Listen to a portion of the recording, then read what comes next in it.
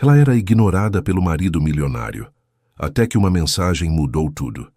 Quando ele viu aquela notificação no celular dela, o ciúme tomou conta e revelou um sentimento que ele nunca imaginou que existisse.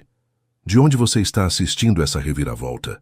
Se inscreve no canal e deixa o like, porque o que acontece depois vai te surpreender. O relógio de parede da sala marcou as 12 badaladas com uma solenidade quase cruel, cada golpe ressoando contra as paredes do apartamento como um lembrete de tudo o que faltava. As velas sobre o bolo de aniversário haviam começado a derreter há mais de uma hora, formando rios diminutos de cera branca que escorriam lentamente em direção à cobertura de chocolate, arruinando as letras cuidadosamente traçadas que soletravam Feliz 55 anos. Clarice permanecia sentada à cabeceira da mesa, com as mãos cruzadas sobre a toalha de linho bordado que havia pertencido à sua avó. O aroma da moqueca capixaba que havia preparado com tanto esmero se misturava com o perfume de lavanda das velas, criando uma atmosfera que oscilava entre o acolhedor e o melancólico. Os pratos de porcelana, aqueles que só usava em ocasiões especiais, refletiam a luz tênue das velas como pequenos espelhos de expectativas quebradas. Havia disposto tudo com o cuidado meticuloso que a caracterizava. O vinho tinto repousava na jarra de cristal, respirando desde as 7 da noite. Os guardanapos de tecido formavam leques perfeitos junto a cada talher. Até mesmo havia colocado o vaso com gérberas vermelhas no centro exato da mesa, embora fazia anos que Otávio havia deixado de lhe trazer flores. Seu reflexo na janela que dava para a Avenida Paulista lhe devolvia a imagem de uma mulher elegante, com o cabelo castanho preso num coque baixo e um vestido cor vinho que ressaltava a delicadeza de seus traços. Mas seus olhos, aqueles olhos castanhos que outrora brilharam com a intensidade de quem acredita em finais felizes, agora pareciam opacos, velados por uma tristeza que se tornara tão familiar quanto sua própria pele. 55 anos, mais da metade de sua vida transcorrida, e ali estava, esperando por um homem que provavelmente nem se lembrava que dia era.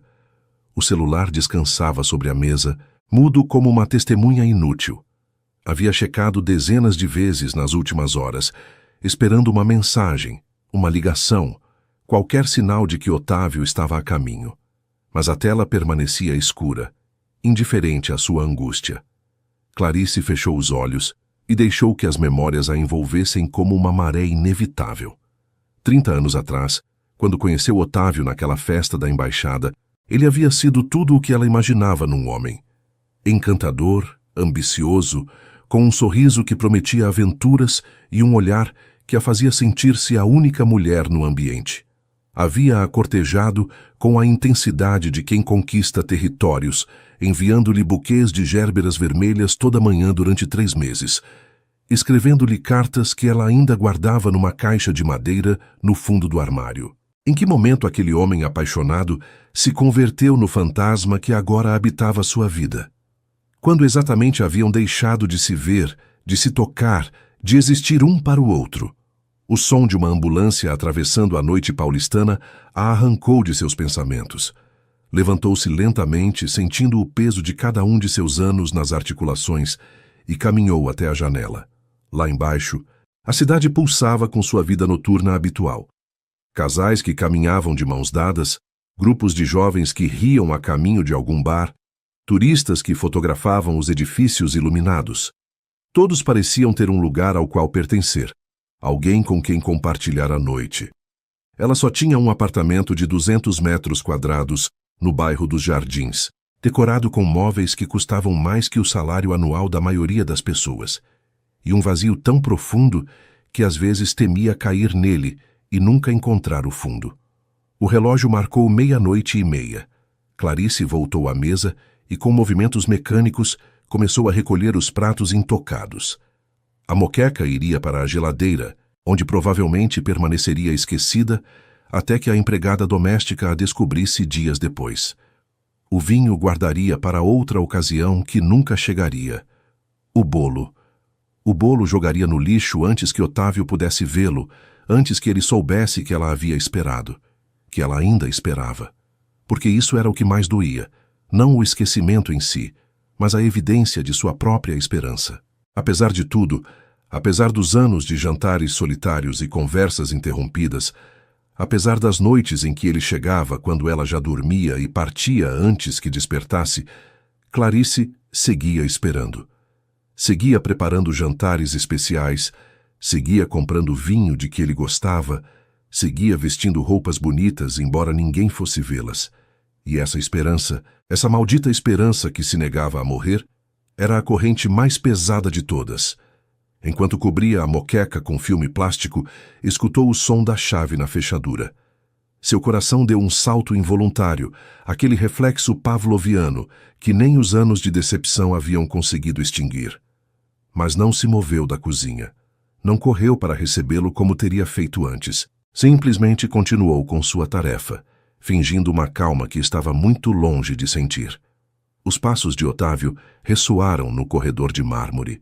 Podia imaginá-lo perfeitamente, afrouxando a gravata, deixando a pasta sobre o aparador da entrada, revisando a correspondência com o olhar ausente de quem tem a mente em outro lugar, sempre em outro lugar. Clarice? Sua voz chegou da sala, ligeiramente surpresa. Por que há velas na mesa? Ela não respondeu imediatamente. Terminou de guardar a comida na geladeira, limpou as mãos no pano de prato e só então saiu ao seu encontro. Encontrou-o de pé junto à mesa, observando os restos da celebração fracassada com expressão confusa. Otávio Medeiros era um homem que o tempo havia tratado com gentileza. Aos seus 58 anos, conservava uma figura atlética, fruto das sessões de academia que nunca perdia, e seu cabelo, agora salpicado de grisalho, lhe dava um ar distinto que seus sócios de negócios admiravam. Vestia um terno azul marinho impecável, provavelmente de algum estilista italiano, cujo nome Clarice havia esquecido. E usava o relógio suíço que ela lhe presenteara no último aniversário, aquele que ele havia aceitado com um beijo distraído e um obrigado, querida, que soou a formalidade. Era meu aniversário, disse Clarice, e sua voz saiu mais firme do que esperava. Mas suponho que você esqueceu. Observou como a compreensão se abria caminho no rosto de seu marido, seguida rapidamente pela culpa, e finalmente por aquele gesto de contrariedade que ela conhecia tão bem. O gesto de quem considera que os sentimentos dos outros são um inconveniente. Meu Deus, Clarice, me desculpe, disse ele passando uma mão pelos cabelos. A reunião com os investidores japoneses se estendeu mais do que o previsto, e depois houve um jantar de negócios que não podia recusar. Você sabe como são essas coisas. Ela assentiu lentamente. Sim, sabia como eram essas coisas. Levava 15 anos sabendo. Vou compensar você, continuou Otávio, aproximando-se para beijá-la na bochecha com aquele gesto automático que havia substituído qualquer demonstração genuína de afeto. Este fim de semana, vamos àquele restaurante que você gosta, o do Ibirapuera. Ou podemos fugir para Búzios, faz tempo que não vamos. Clarice o olhou fixamente, estudando aquele rosto que outrora havia amado com toda a intensidade de sua juventude. Procurava algo, qualquer coisa, que lhe indicasse que ele entendia o que havia feito. Mas só encontrou a impaciência de quem quer resolver um problema o mais rápido possível para poder passar a assuntos mais importantes. Não precisa, murmurou ela, afastando-se suavemente. Estou cansada. Vou dormir. Deixou-o ali, de pé junto à mesa com os restos de uma celebração que nunca ocorreu, e caminhou em direção ao quarto com passos que ressoavam no silêncio como uma sentença. Não chorou. Fazia muito que havia esgotado as lágrimas para esse tipo de decepções. Simplesmente se despiu, vestiu a camisola de seda que ninguém admirava e se meteu na cama enorme que compartilhava com um estranho. Antes de fechar os olhos, teve um pensamento que a estremeceu. Levava anos esperando que algo mudasse, que Otávio a visse, que seu casamento recuperasse a magia perdida. Mas naquela noite, pela primeira vez, se perguntou se talvez o que devia mudar não era ele, mas ela mesma. A ideia ficou suspensa na escuridão, perigosa e tentadora como o primeiro passo em direção a um precipício desconhecido. Os meses que se seguiram àquele aniversário esquecido, transcorreram com a monotonia previsível de uma vida construída sobre rotinas vazias. Clarice levantava-se toda manhã às 7, preparava o café que Otávio bebia em pé, enquanto checava e-mails no celular, e o despedia na porta com um beijo que mal roçava o ar. Depois, as horas se estendiam diante dela como um deserto interminável. O apartamento, com seus tetos altos e suas janelas que emolduravam o céu de São Paulo, havia se convertido numa gaiola dourada. Cada cômodo guardava o eco de conversas que já não aconteciam, de risadas que se haviam extinguido há décadas. Clarice vagava pelos corredores como um fantasma em sua própria casa, reorganizando objetos que não precisavam ser reorganizados, folheando revistas que não lhe interessavam, esperando que o tempo passasse. Seus dias tinham uma estrutura rígida que ela mesma havia criado para preencher o vazio. Às segundas, assistia ao clube de bridge com as esposas de outros empresários, mulheres com as quais trocava sorrisos corteses e fofocas superficiais. Às quartas, tinha hora marcada no salão de beleza, onde passava horas submetendo-se a tratamentos que prometiam apagar as marcas do tempo. Às sextas, almoçava com sua irmã Fernanda, a única pessoa diante de quem podia se permitir certa honestidade, embora mesmo com ela havia temas que evitava tocar. Mas era nas tardes quando a solidão se tornava mais aguda. Aquelas horas mortas entre o almoço e o jantar, quando a luz do sol se filtrava pelas cortinas de voile e o silêncio do apartamento se tornava ensurdecedor. Às vezes, ligava a televisão só para escutar vozes humanas, embora nunca prestasse atenção ao que diziam. Outras vezes, sentava-se junto à janela e observava a vida que transcorria lá embaixo, nas ruas que ela raramente pisava. Foi numa dessas tardes, no início de junho, quando tudo começou a mudar. A chuva caía sobre São Paulo, com uma intensidade pouco comum para aquela época do ano, convertendo as calçadas em pequenos rios e tingindo o céu de um cinza chumbo que parecia absorver qualquer rastro de alegria. Clarice estava na sala, rodeada de caixas de fotografias antigas que havia tirado do depósito naquela manhã. Era um ritual que repetia cada vez que a melancolia a golpeava com particular força. Mergulhar no passado, buscar naquelas imagens desbotadas provas de que alguma vez havia sido feliz. Havia fotografias de seu casamento, com ela radiante num vestido de renda e Otávio olhando-a como se fosse a única coisa que existia no mundo. Havia instantâneos de férias em Angra dos Reis, de natais na casa de seus pais, de aniversários celebrados em restaurantes elegantes, e havia outras, mais antigas, de uma época anterior a Otávio. Seus dedos se detiveram sobre uma fotografia em particular. Mostrava uma Clarice jovem, de não mais de 25 anos, sorrindo diante da câmera com uma expressão de liberdade absoluta. Atrás dela se via o Pelourinho de Salvador, recortando-se contra um céu de um azul impossível. O cabelo lhe caía solto sobre os ombros e usava um vestido de algodão branco que o vento parecia acariciar. Salvador. Os 3 meses que passou ali, estudando história da arte, antes que sua vida tomasse o rumo que agora habitava. Antes de conhecer Otávio, antes de se converter na Senhora de Medeiros, antes de esquecer quem era realmente. Um calafrio a percorreu enquanto acariciava a fotografia. Em Salvador, havia sido outra pessoa. Havia caminhado durante horas pelo Pelourinho, perdendo-se voluntariamente em suas ladeiras de paralelepípedos. Havia passado tardes inteiras no Museu de Arte Sacra, absorta diante das telas coloniais e barrocas. Havia discutido sobre arte e filosofia em rodas improvisadas, bebendo caipirinha até que as estrelas salpicassem o céu baiano. E havia conhecido Heitor. A lembrança daquele homem chegou sem aviso prévio, infiltrando-se pelas rachaduras de uma memória que ela acreditava selada. Heitor Alencar, restaurador do museu, com suas mãos manchadas de pigmentos e seus olhos da cor de mel. Nunca havia acontecido nada entre eles, nada que pudesse ser considerado uma traição. Apenas conversas que se estendiam até a madrugada, passeios pelos casarões coloniais, olhares que diziam mais do que as palavras se atreviam a expressar. Ele a havia visto. Havia-a visto de verdade, não como a filha do diplomata ou a jovem de boa família, mas como Clarice, simplesmente Clarice, com seus sonhos de se tornar historiadora da arte, com sua paixão pelos pigmentos do período colonial, com sua risada que então brotava fácil e frequente. Quando retornou a São Paulo, prometeram-se escrever. E o fizeram, durante alguns meses, até que Clarice conheceu Otávio, e a correspondência foi se espaçando, diluindo-se como tinta na água, até desaparecer por completo. O que teria sido de Heitor? A pergunta surgiu enquanto a chuva continuava golpeando os vidros.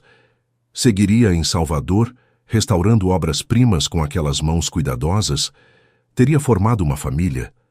Pensaria alguma vez naquela moça paulistana que apareceu em sua vida durante um verão e depois se desvaneceu?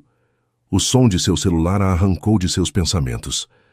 Havia deixado sobre a mesa de centro, junto a uma xícara de chá que havia esfriado horas atrás. A tela brilhava com a notificação de uma mensagem nova, de um número que não reconhecia. Clarice pegou o telefone com curiosidade distraída, esperando encontrar alguma promoção comercial ou uma mensagem enviada por engano. Mas as palavras que leu fizeram o mundo parar por um instante.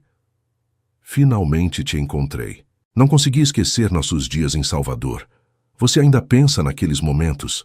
O telefone escorregou de suas mãos e caiu sobre o tapete com um baque surdo.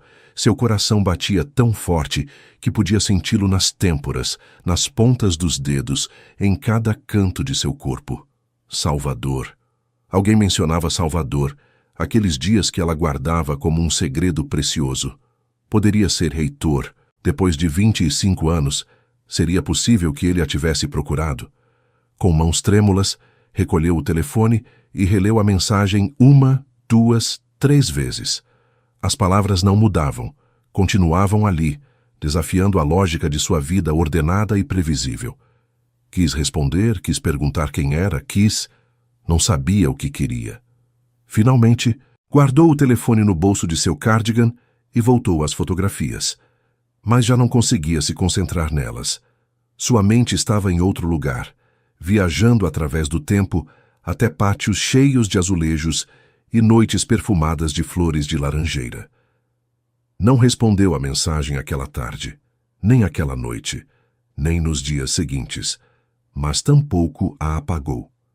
Guardou-a como um tesouro clandestino, relendo-a quando estava sozinha, perguntando-se o que significava, o que deveria fazer, quem era essa pessoa que havia conseguido encontrá-la depois de tanto tempo.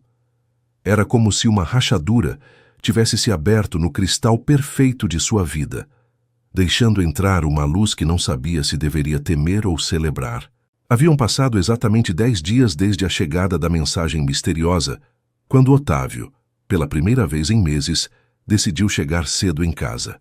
Clarice estava na varanda da sala, observando como o entardecer tingia os telhados de São Paulo de tons dourados e alaranjados.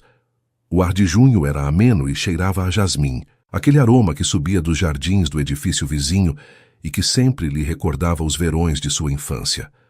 Tinha uma taça de vinho branco na mão, mal tocada, e o celular sobre a mesinha de ferro forjado, com a tela apagada, mas irradiando uma presença que a inquietava. Não havia respondido à mensagem. Cada dia prometia a si mesma que o faria, que perguntaria quem era esse desconhecido que mencionava Salvador com tanta familiaridade. E cada dia encontrava uma desculpa para adiar. Parte dela temia descobrir que era um erro, uma mensagem destinada a outra pessoa. E outra parte, mais obscura e secreta, temia descobrir que não era.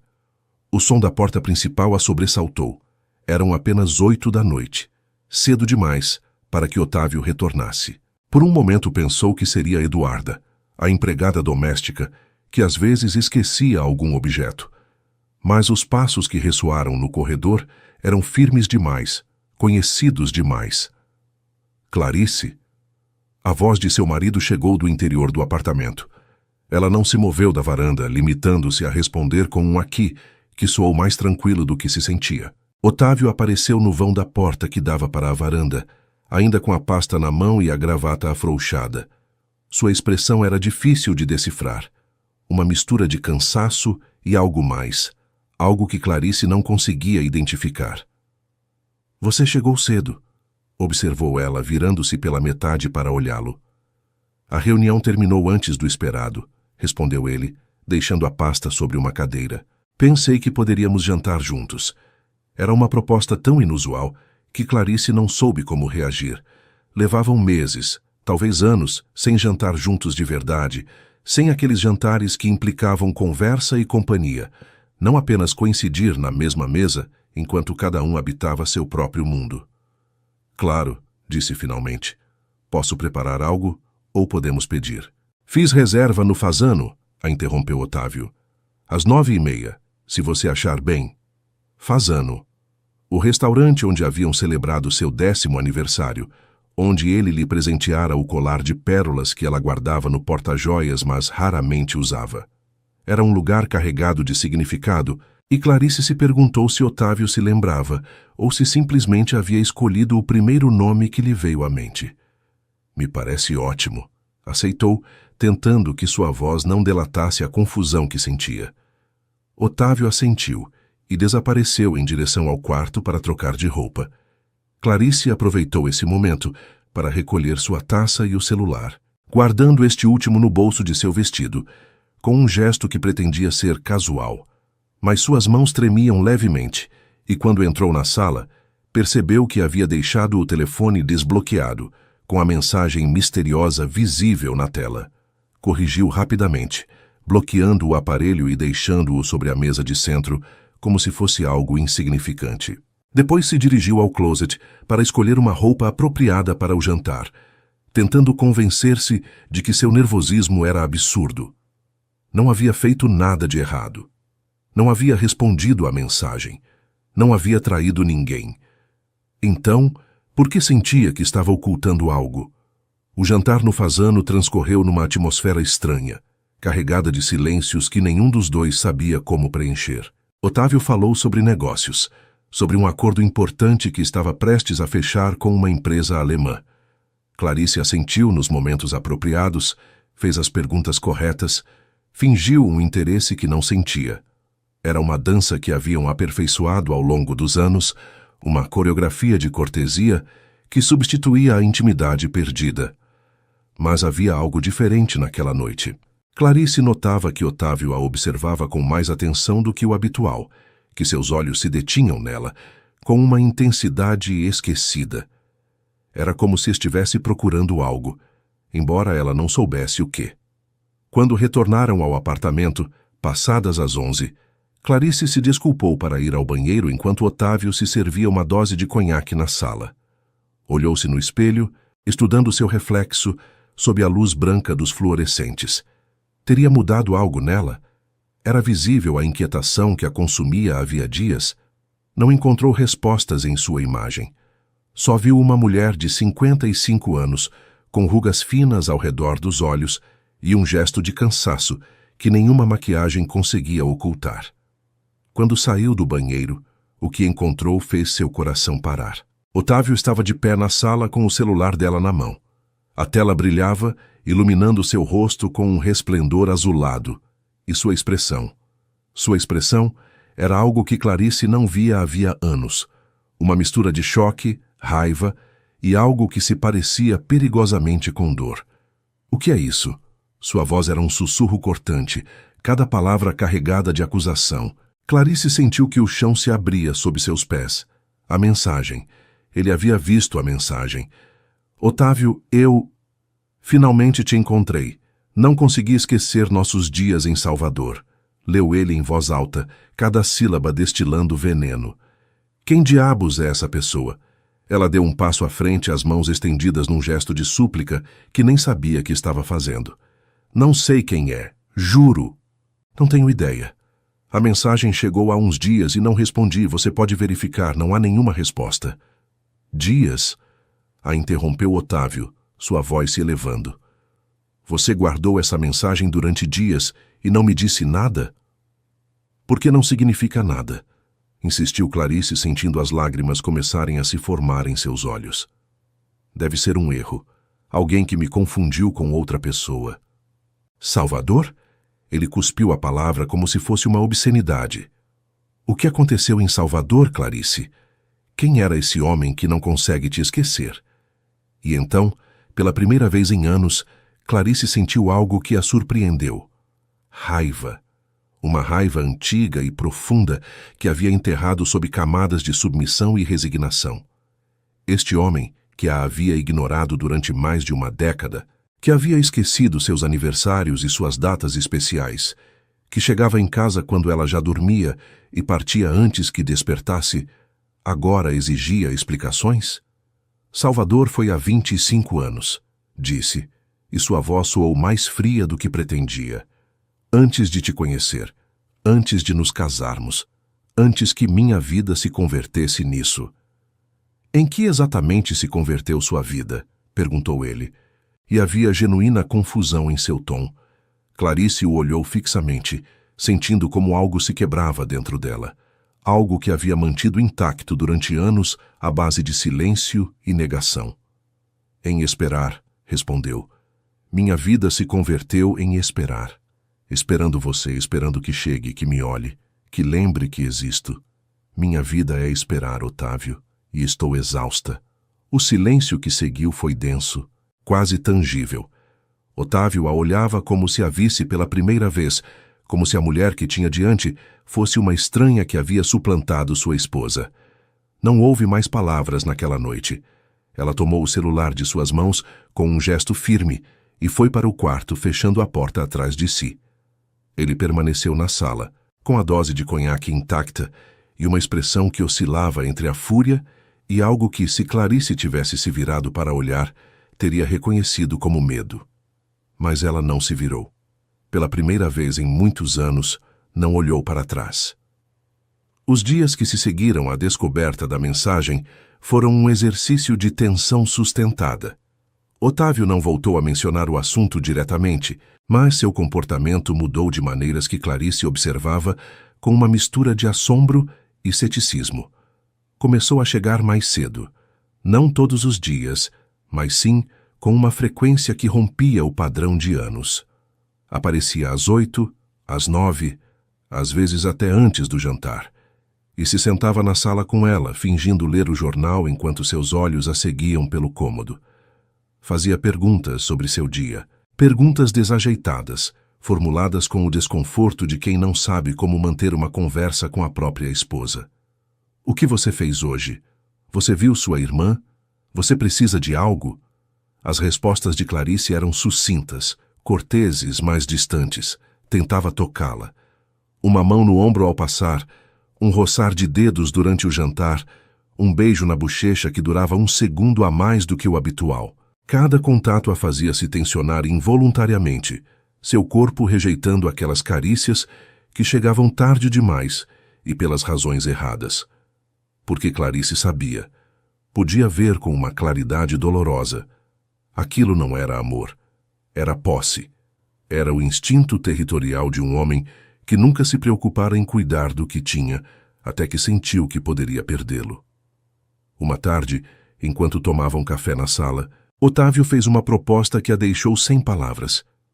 Tenho pensado, começou com aquele tom calculado que usava nas reuniões de negócios. Faz tempo que não viajamos juntos. Que tal passar um fim de semana em Paris? Ou em Roma, se preferir. Clarice deixou a xícara sobre a mesa com cuidado, tomando um momento para escolher suas palavras. Por quê? Perguntou simplesmente. Otávio pareceu desconcertado pela pergunta. Como assim, por quê? Porque seria agradável. Porque nos faria bem. Nunca te pareceu que nos faria bem antes, observou ela. Por que agora? Ele se mexeu desconfortável na poltrona, e por um momento Clarice viu uma rachadura naquela fachada de segurança que ele sempre projetava. Talvez tenha me dado conta de que estava. Está negligenciando algumas coisas, admitiu. Algumas coisas importantes. E o que te fez perceber? Pressionou Clarice, embora já conhecesse a resposta. A mensagem de um desconhecido? O silêncio de Otávio foi eloquente. Clarice sentiu uma tristeza profunda apoderar-se dela. Uma tristeza que ia além da decepção. Não quero que você se interesse por mim porque tem medo de que outro homem o faça, disse suavemente. Quero que se interesse por mim porque sou sua esposa, porque me ama, porque me importo com você, não como uma reação a uma ameaça. Clarice. Levo anos pedindo isso, Otávio. Não com palavras, talvez, mas com minha presença, com minha espera, com cada jantar que preparei esperando que chegasse a tempo. E nunca foi suficiente. Por que seria diferente agora? Ele não teve resposta. Ou, se a tinha, não encontrou as palavras para expressá-la. Clarice se levantou e caminhou até a janela, dando-lhe as costas. Não vou a Paris com você, disse. Não assim. Não quando sei que o único que você quer é ter certeza de que ainda sou sua. Escutou como ele se levantava, como seus passos se aproximavam. Sentiu sua presença atrás dela, tão perto que podia perceber o calor de seu corpo. O que você quer, então? Perguntou ele, e havia uma vulnerabilidade em sua voz que ela não escutava havia anos. Me diga o que posso fazer. Clarice se virou para olhá-lo. Estudou aquele rosto que havia amado, aqueles traços que o tempo havia suavizado, mas não apagado. E pela primeira vez em muito tempo, disse-lhe a verdade. Quero ser eu mesma, respondeu. Não a esposa do empresário bem-sucedido, não a anfitriã perfeita, não a mulher que espera. Quero lembrar quem era antes de me converter na Senhora de Medeiros. E quem você era? A pergunta a golpeou com força inesperada, porque percebeu que ele realmente não sabia. 30 anos de casamento, e Otávio não tinha ideia de quem era a mulher com quem dividia a cama. Era alguém que amava a arte, disse lentamente, como se estivesse desenterrando lembranças de um túmulo. Alguém que sonhava trabalhar num museu, estudar as pinceladas do barroco, entender a linguagem secreta das cores. Era alguém com paixões, Otávio. Paixões que deixei de lado, porque pensei que o amor significava renunciar a si mesma. Ele a olhava com uma expressão que ela não conseguia decifrar. Surpresa, culpa, curiosidade tardia. Você pode fazer essas coisas, disse finalmente. Se é o que você precisa, pode. Não preciso de sua permissão. O interrompeu ela, e sua voz era firme, mas não hostil. Não estou pedindo que você me deixe. Estou dizendo que vou fazer, com ou sem sua aprovação. Naquela noite, quando Otávio foi dormir, Clarice ficou acordada na sala, navegando pela internet em seu tablet. Procurou cursos de História da Arte em São Paulo, programas para adultos, qualquer coisa que lhe permitisse retomar aquele caminho abandonado há tanto tempo. E quando encontrou um curso noturno na USP, uma série de seminários sobre o barroco brasileiro ministrados por um reconhecido professor, sentiu algo que não havia experimentado em anos: esperança.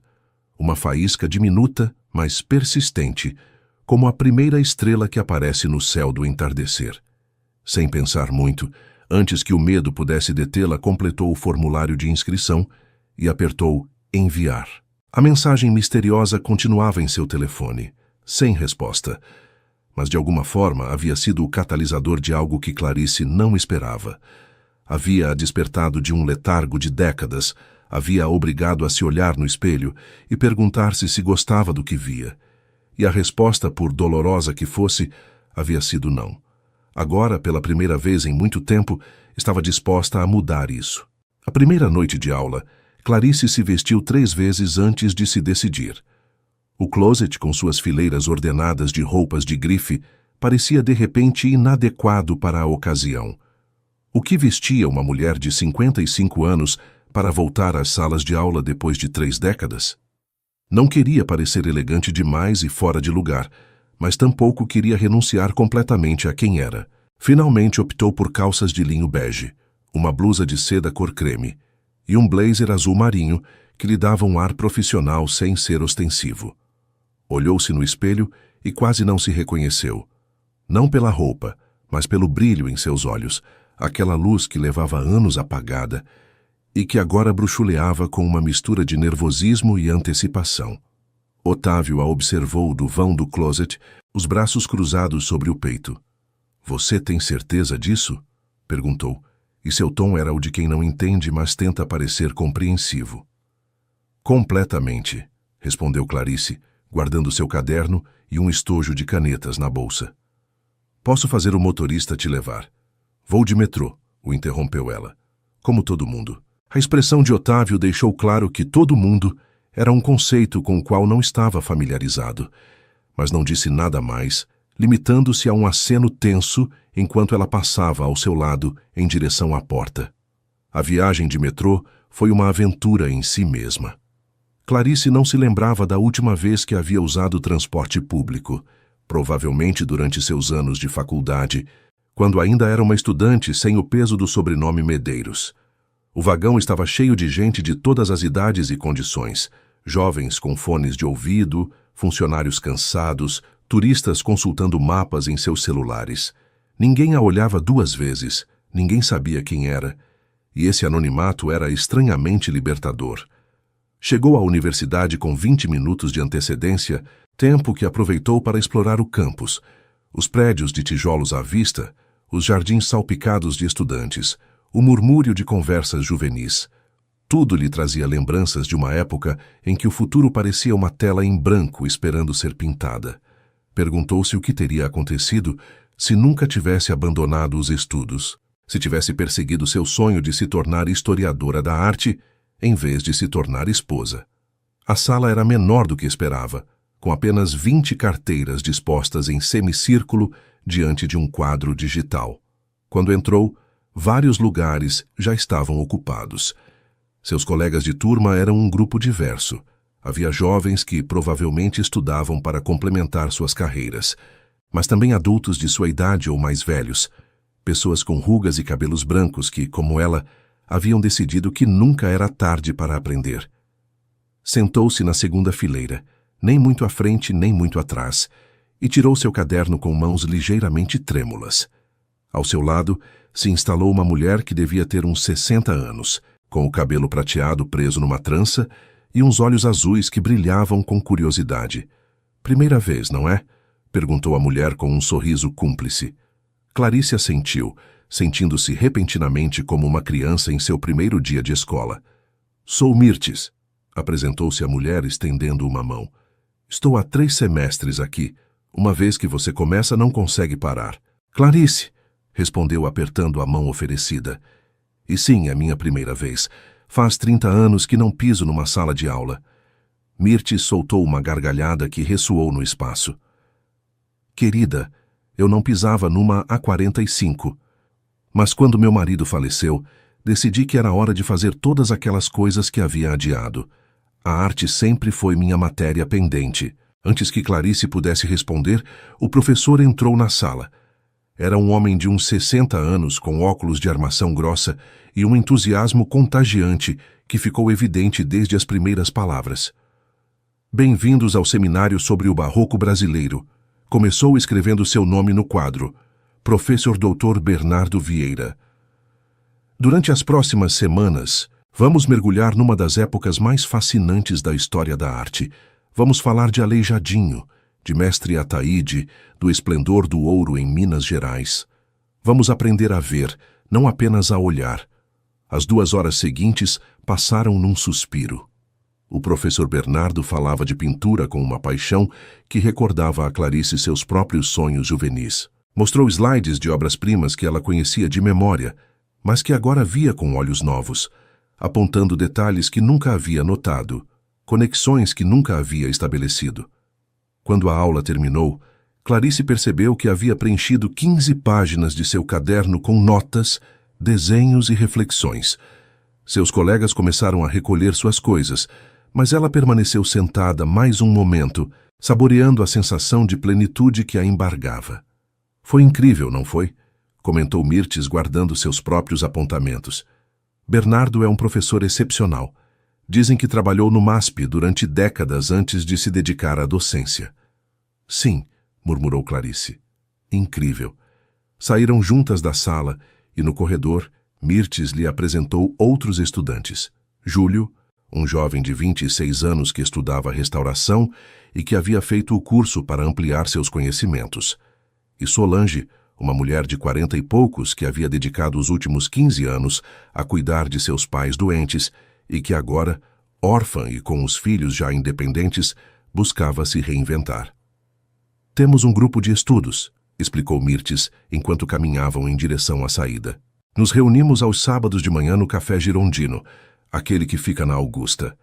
Comentamos as leituras, visitamos museus, discutimos sobre arte. Você deveria se juntar. Clarice hesitou.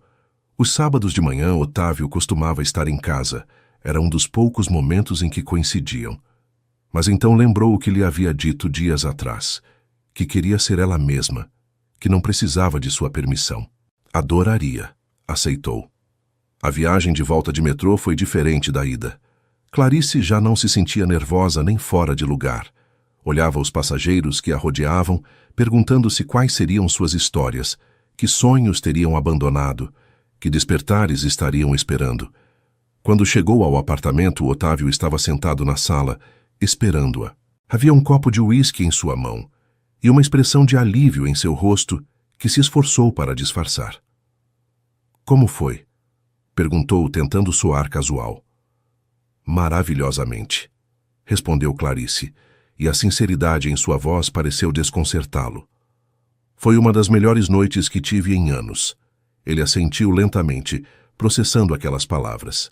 Clarice se dirigiu à cozinha para servir um copo d'água, e enquanto bebia, percebeu algo importante. Não havia pensado na mensagem misteriosa nem uma única vez durante toda a noite. Pela primeira vez em semanas, sua mente havia estado completamente ocupada por algo diferente do passado, do casamento, das decepções acumuladas. Havia estado presente, viva, conectada com o momento. E aquela sensação era mais valiosa que qualquer resposta que pudesse dar-lhe um número desconhecido. As semanas seguintes foram uma revelação para Clarice. Cada aula era uma descoberta. Cada conversa com seus novos amigos, uma janela para perspectivas que havia esquecido que existiam. O grupo de estudos do Café Girondino se converteu no centro de sua vida social. Os sábados de manhã, sentada nas mesas de mármore daquele café histórico, onde artistas e intelectuais haviam debatido décadas atrás, Clarice se sentia parte de algo significativo. Discutiam sobre Aleijadinho com a mesma paixão que outros dedicavam ao futebol. Analisavam pinturas como se fossem mensagens cifradas esperando serem decifradas. Mirtes se converteu em sua confidente principal. A mulher mais velha tinha uma capacidade extraordinária para escutar sem julgar, para oferecer perspectivas sem impor opiniões. Foi a ela a quem Clarice contou, numa tarde chuvosa, enquanto passeavam pelas salas da Pinacoteca, a história da mensagem misteriosa. E nunca respondeu? Perguntou Mirtes, detendo-se diante de um Di Cavalcanti. Não. No início, porque não sabia o que dizer. Depois, por quê? Porque deixou de importar. Mirtes sorriu, aquele sorriso sábio que parecia conter todo o conhecimento de seus 60 anos. Às vezes o universo nos envia sinais não para que as sigamos, mas para que acordemos. Essa mensagem fez seu trabalho, te sacudiu de seu letargo. Clarice considerou aquelas palavras enquanto contemplava o jogo de cores na tela de Di Cavalcanti. Tinha razão. A mensagem havia sido um catalisador, mas o que estava construindo agora era inteiramente seu. Solange, por sua vez, se converteu em sua companheira de museus.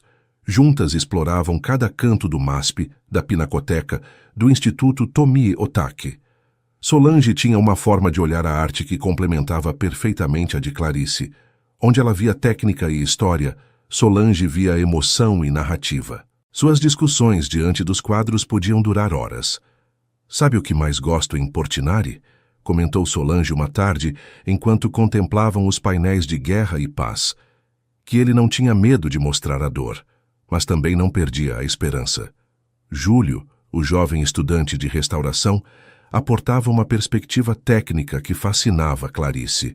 Falava-lhe de pigmentos, de vernizes, das camadas invisíveis que se ocultavam sob a superfície das obras-primas. Graças a ele, começou a ver as pinturas não só como imagens terminadas, mas como processos, como testemunhos das decisões e dúvidas dos artistas. Enquanto isso, a situação com Otávio havia se estabilizado numa tensão sustentada. Ele continuava chegando cedo, continuava fazendo perguntas sobre suas aulas, continuava tentando recuperar um terreno que sentia perder-se sob seus pés. Mas seus esforços tinham algo de desesperado, de forçado, que Clarice não podia ignorar. Uma noite, depois de uma aula particularmente estimulante sobre o uso da cor nas igrejas barrocas, chegou em casa para encontrar Otávio esperando-a com uma proposta. "Tenho pensado", disse, e Clarice reconheceu aquele tom, o de quem havia preparado um discurso. "No próximo sábado há uma inauguração no MASP, uma exposição nova sobre pintura moderna brasileira. Consegui convites para o evento privado." Clarice o olhou com surpresa. Otávio nunca havia mostrado o menor interesse por inaugurações de arte. "Você quer ir a uma exposição de arte?" perguntou sem se importar em ocultar seu ceticismo. "Quero ir com você", respondeu ele. "É importante para você, então quero tentar entender." Era provavelmente o esforço mais genuíno que havia feito em meses. E Clarice, apesar de suas reservas, sentiu algo parecido com ternura ante aquela tentativa desajeitada de aproximação. "Tudo bem", aceitou. "Vamos." O dia da inauguração, Clarice se vestiu com especial cuidado.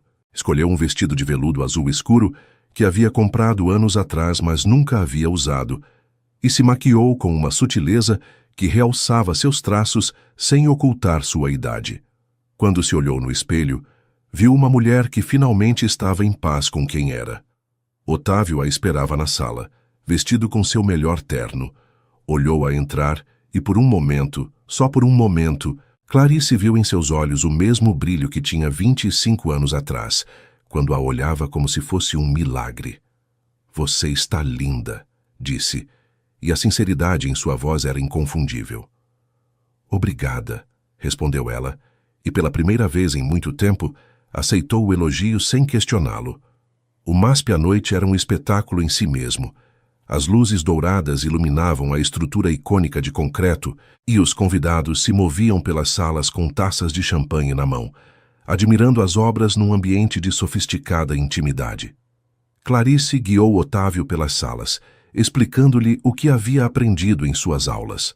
Falou-lhe da técnica das pinceladas expressivas, da simbologia oculta nos objetos cotidianos das naturezas mortas, da rivalidade entre os grandes mestres modernistas.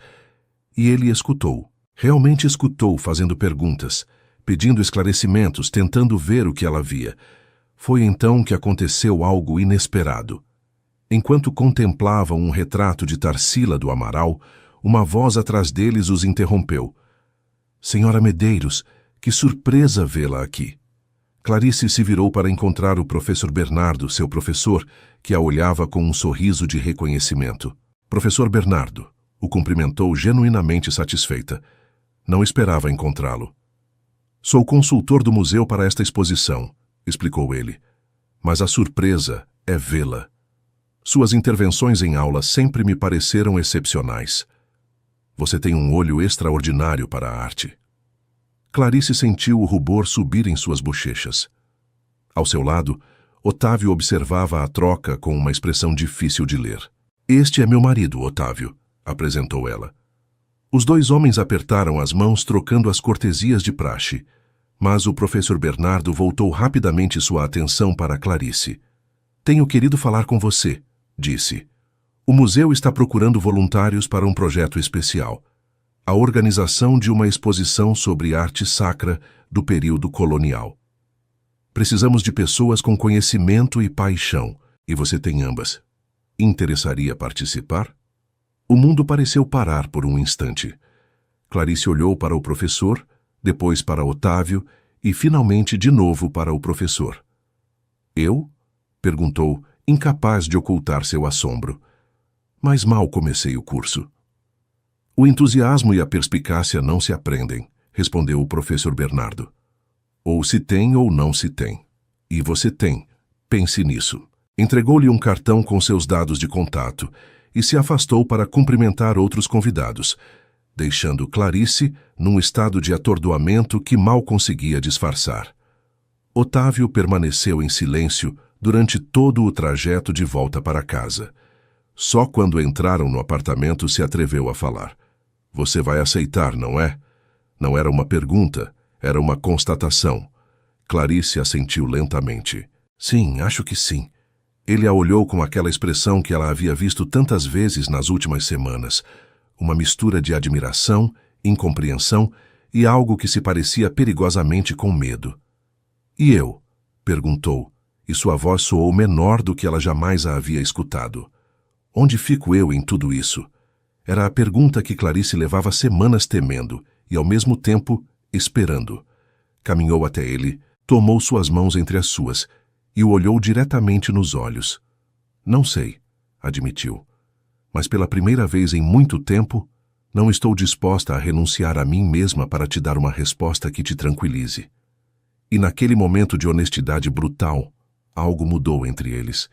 Não foi uma mudança dramática, não houve lágrimas nem abraços. Mas foi o começo de algo diferente, algo que nenhum dos dois podia prever ainda. O trabalho no museu consumiu Clarice de maneiras que nunca havia antecipado. Cada tarde, depois do almoço, se dirigia à pinacoteca e mergulhava num mundo de catálogos antigos, fichas de inventário e obras que dormiam nos depósitos, esperando serem redescobertas. A equipe da exposição era formada por 5 pessoas. Além de Clarice, havia 2 historiadores de arte jovens, um restaurador com décadas de experiência e a coordenadora do projeto, uma mulher chamada Lívia, que dirigia as reuniões com uma eficiência admirável. Clarice era, com diferença, a menos qualificada do grupo, mas o que lhe faltava em credenciais compensava com dedicação e entusiasmo. Suas tardes transcorriam entre as salas de armazenamento, onde as obras esperavam em estantes metálicas protegidas por tecidos de conservação. O tato do papel de arquivo sob seus dedos, o cheiro de pigmento antigo, o silêncio reverente daqueles espaços onde o tempo parecia suspenso. Tudo isso a enchia de uma alegria que havia esquecido que existia. Uma tarde, enquanto catalogava uma série de desenhos preparatórios do século XVIII, Lívia se aproximou dela com expressão avaliadora. "Você tem bom olho", comentou, observando as notas que Clarice havia tomado sobre um dos esboços. Identificou detalhes que aos outros passaram despercebidos. "Só estou aplicando o que aprendi", respondeu Clarice com modéstia. "Não", insistiu Lívia. "O que você tem não se aprende. É instinto, uma forma de ver que vai além do conhecimento técnico." Aquelas palavras ficaram ressoando na mente de Clarice durante dias. Seria possível que tivesse um talento genuíno, algo que havia permanecido adormecido durante décadas esperando ser despertado? A ideia era ao mesmo tempo emocionante e aterradora. Sua nova vida criava tensões inevitáveis com a antiga. As reuniões do clube de bridge ficaram abandonadas sem explicação. Os almoços com as esposas de outros empresários se espaçaram até desaparecer. Até as consultas semanais no salão de beleza se tornaram irregulares, substituídas por tardes no museu ou manhãs na biblioteca universitária. Otávio observava essas mudanças com uma mistura de resignação e desconforto. Havia tentado acompanhá-la a uma das reuniões do grupo de estudos num sábado chuvoso em que Clarice quase havia esquecido que ele existia.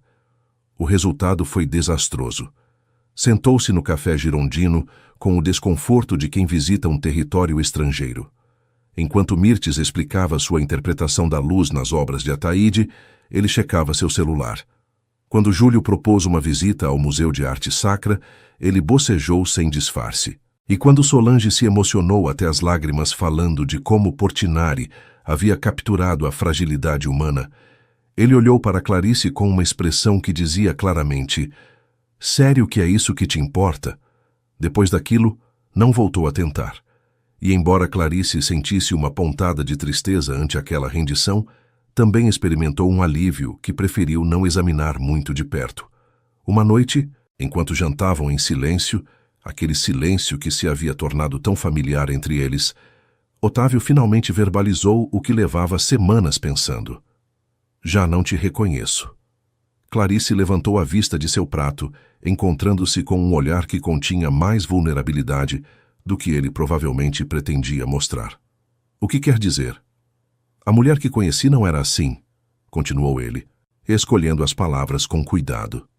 "Era mais tranquila, mais previsível, mais conveniente", completou Clarice, e não havia amargura em sua voz, apenas constatação.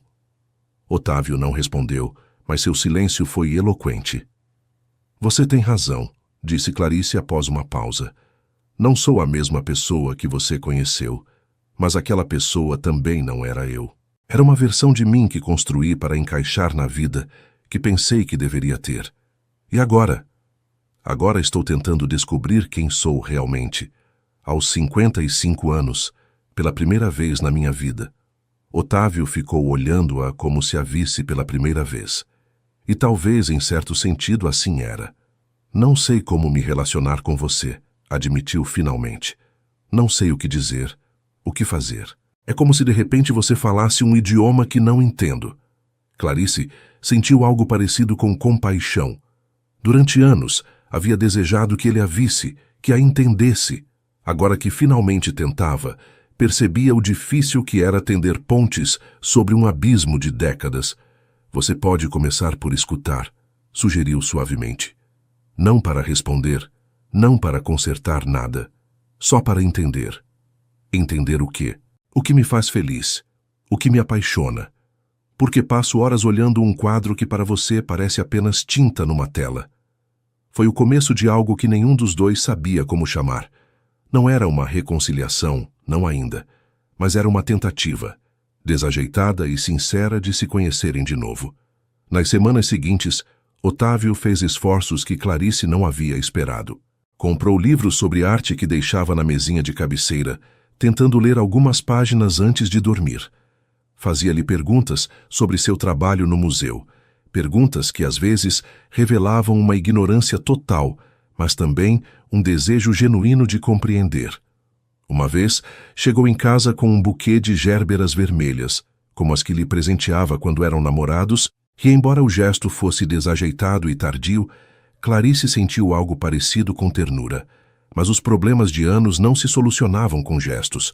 Continuavam dormindo na mesma cama como estranhos corteses, continuavam tendo conversas que roçavam a superfície sem se atrever a aprofundar, continuavam habitando mundos paralelos que só ocasionalmente se tocavam. E, no fundo, Clarice não estava segura de querer que isso mudasse. Havia descoberto uma liberdade em sua nova vida que temia perder se cedesse demais, se voltasse a se converter na esposa que esperava em vez da mulher que agia. A mensagem misteriosa continuava em seu telefone, já não como uma tentação, mas como um lembrete. Havia aguardado não porque pensasse em responder, mas porque era a prova de que algo havia mudado, de que havia havido um antes e um depois em sua vida. Às vezes, nas noites em que a insônia a visitava, perguntava-se quem teria enviado aquela mensagem. Mas a curiosidade já não era urgente. Fosse quem fosse, havia cumprido seu propósito involuntário. Havia despertado. E agora que estava acordada, não tinha intenção de voltar a dormir. Já a exposição sobre arte sacra colonial avançava com a inexorabilidade de um projeto bem organizado, mas também com as tensões próprias de qualquer empreendimento criativo. As reuniões de equipe se tornavam cada vez mais intensas, as decisões mais difíceis, as pressões mais evidentes. Clarice se encontrava numa posição incômoda. Era a novata do grupo, a voluntária sem credenciais acadêmicas, mas suas opiniões começavam a ter peso. Lívia havia começado a consultá-la sobre questões de seleção, a pedir seu parecer sobre a disposição das obras, a valorizar sua perspectiva fresca sobre temas que os demais davam por certos. Isso gerava fricções com alguns membros da equipe. Verônica, uma das historiadoras jovens, às vezes a olhava com uma hostilidade mal velada. Uma tarde, enquanto discutiam a inclusão de um determinado quadro na exposição, o conflito finalmente estourou. Com todo respeito, disse Verônica, embora seu tom sugerisse qualquer coisa menos respeito. Não entendo por que a opinião de alguém sem formação tem tanto peso aqui. Alguns de nós passamos anos estudando para isso. O silêncio que seguiu foi tenso. Clarice sentiu o rubor subir em suas bochechas, uma mistura de vergonha e raiva contida. Você tem razão, respondeu finalmente, surpreendendo a todos com sua calma. Não tenho sua formação, não tenho seus títulos, mas tenho olhos e tenho décadas de observar o mundo. Às vezes, isso também conta. Lívia interviu antes que a situação escalasse. Aqui valorizamos todas as perspectivas, disse com firmeza. A formação acadêmica é importante, mas também é a intuição. Vamos continuar trabalhando. O incidente ficou resolvido, mas deixou feridas que não sanavam facilmente. Clarice começou a questionar seu lugar na equipe, a perguntar-se se realmente merecia estar ali ou se era só um capricho de amadora rica, brincando de ser profissional.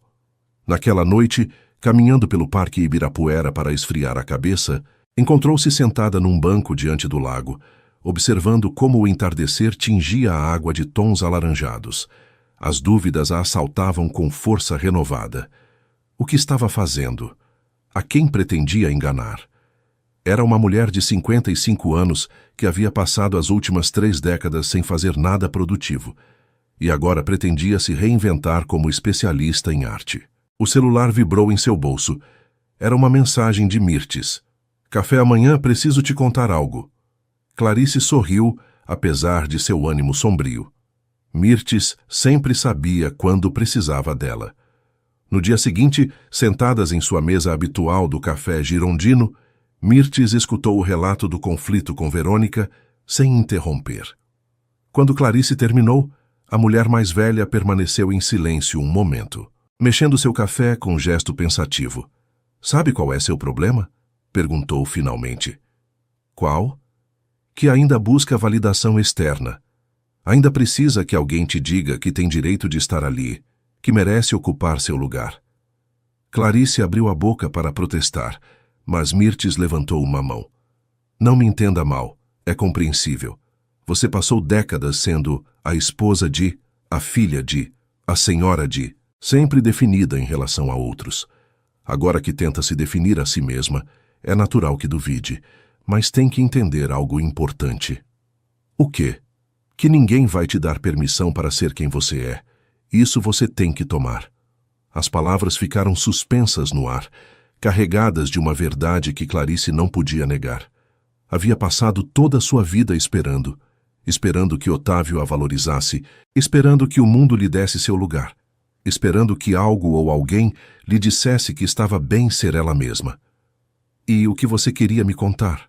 Perguntou, lembrando da mensagem da noite anterior.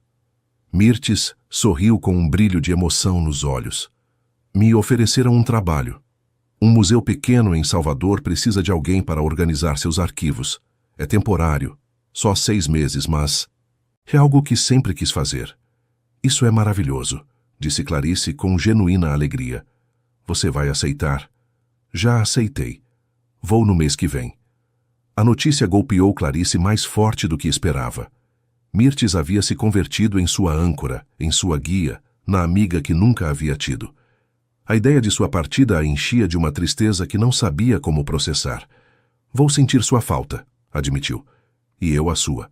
Mas isto não é um adeus. É um até logo. Além disso, você já não precisa tanto de mim quanto pensa. O que quer dizer? Mirtes tomou sua mão sobre a mesa, apertando-a com afeto. Quando te conheci, você era uma mulher perdida, esperando que alguém a encontrasse. Agora é alguém que está se encontrando a si mesma. Já não precisa de uma guia, só precisa confiar em seu próprio caminho. O retorno para casa aquela tarde foi contemplativo. Clarice caminhava pelas ruas de São Paulo, imersa em pensamentos, processando a notícia da partida de Mirtes e as verdades que havia escutado. Quando chegou ao apartamento, encontrou Otávio sentado na sala, com uma expressão que a alarmou. Tinha nas mãos uns papéis que olhava com intensidade. O que aconteceu? Perguntou ela, aproximando-se. Ele levantou a vista, e em seus olhos havia algo que Clarice não esperava ver. Vergonha. Tenho revisado nossas finanças, disse lentamente. Queria, não sei, entender melhor em que gastamos. E me dei conta de algo. Do quê? De que nunca compartilhamos nada. Quero dizer, dinheiro sim, mas você não tem acesso às contas principais. Tudo está em meu nome. Depois de 30 anos de casamento, tecnicamente você não tem nada próprio. Clarice sentiu um calafrio percorrê-la. Não era uma revelação nova, mas escutá-la em voz alta lhe dava uma dimensão diferente. Nunca pensei nisso dessa maneira, admitiu. Eu também não, até agora. Otávio deixou os papéis sobre a mesa e a olhou diretamente. Quero mudar isso. Quero que tudo seja compartilhado. Realmente compartilhado. Não porque tenho medo de te perder, mas porque é o correto. Era provavelmente o gesto mais significativo que havia feito em meses. E Clarice, apesar das dúvidas que a atormentavam, sentiu que algo se afrouxava em seu peito. Obrigada, disse simplesmente. Não era suficiente.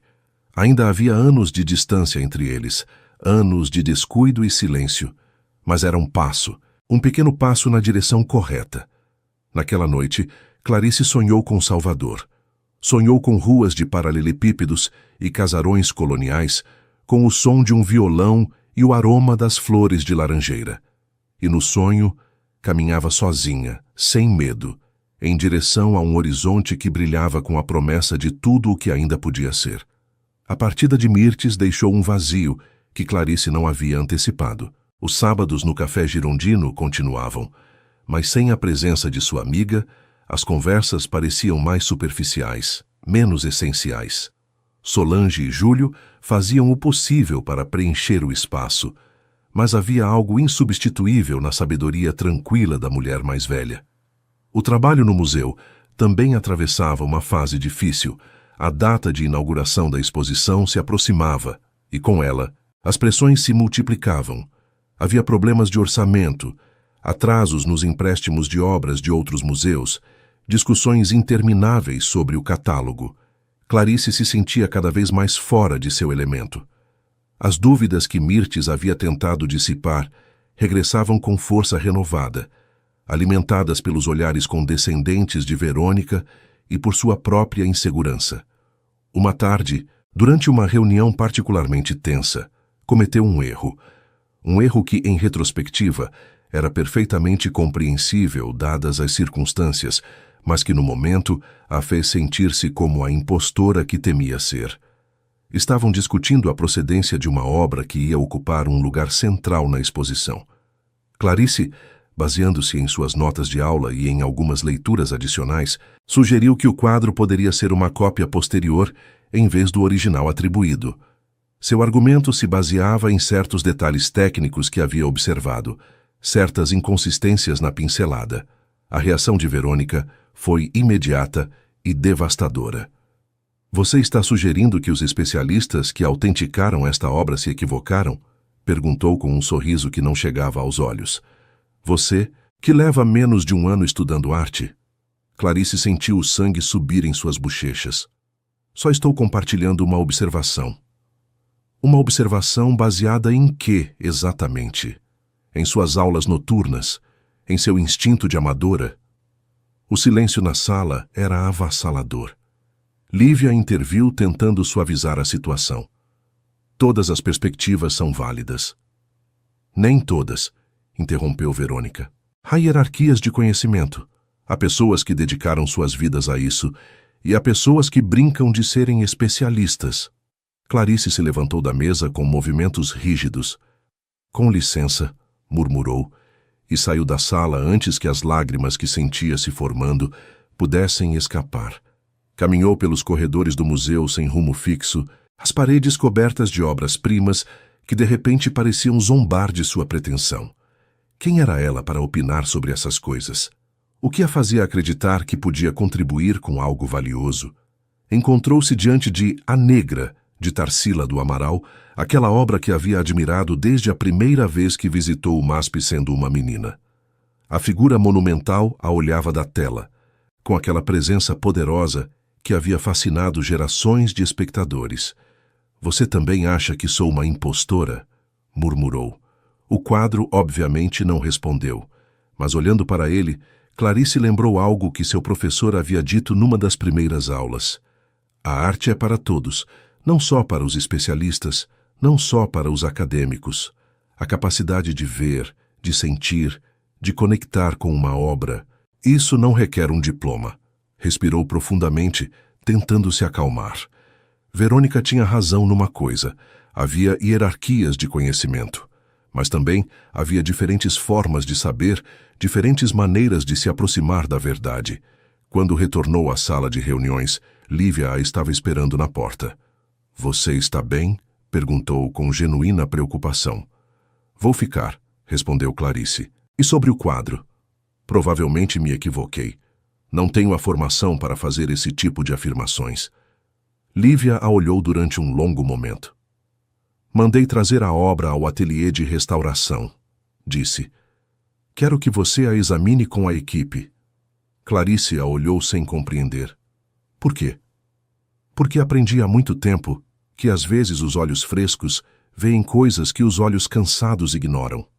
E porque, embora Verônica não reconheça, suas observações merecem ser investigadas. O exame da obra levou 3 dias. 3 dias em que Clarice, junto com o restaurador da equipe, analisou cada centímetro da tela com lupas, luzes especiais e análise de pigmentos. E no final, descobriram que ela tinha razão. O quadro não era o original atribuído ao mestre colonial. Era uma cópia excepcional do século XIX, executada com tal maestria que havia enganado gerações de especialistas. Os detalhes que Clarice havia notado, diferenças sutis na técnica do empaste, certas inconsistências no uso da cor, resultaram ser as pistas que confirmavam sua intuição. A reação da equipe foi mista. Lívia estava impressionada e aliviada de ter evitado incluir uma obra mal atribuída na exposição.